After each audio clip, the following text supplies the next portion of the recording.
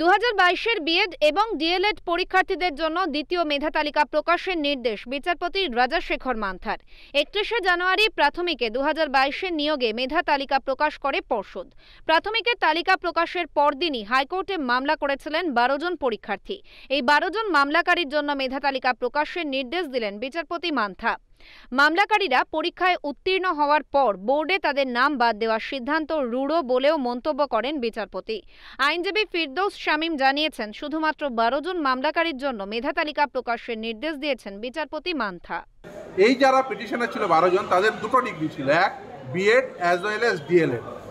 আর এক সেট পিটিশনারদের NIS DElEd plus DElEd উভয় ডিগ্রি ছিল। ফলে এদের প্রত্যেকেরই ডিএলএড ডিগ্রি আছে, কিন্তু এদের ক্যান্ডিডেটশিপ বোর্ড কনসিডার করেনি। আজকে তারা মামলা করেছিল, গতকাল মামলায় লিভ নিয়েছিল। আজকে মহামান্য বিচারপতি রাজাশেখর মান্থা নির্দেশ দিয়েছেন এই প্রতিটি পিটিশনারদের যেহেতু যোগ্য ডিগ্রি আছে ডিএলএড যেটা বোর্ড থেকে প্রাপ্ত, সেই ডিগ্রিকে কনসিডার করে তাদের প্রার্থীপদ কনসিডার করতে হবে এবং তাদের জন্য একটা আলাদা মেরিট লিস্ট প্রকাশ করতে হবে। এবং সেই মেরিট লিস্টে এবার ধরুন এরা নাম্বার মোতাবেক যদি লাস্ট সিলেক্টেড ক্যান্ডিডেট থেকে বেশি পায়, অবভিয়াসলি তাদের অ্যাপয়েন্টমেন্ট দিতে হবে। অমিত কুমার দাসের রিপোর্ট, ওঙ্কার বাংলা।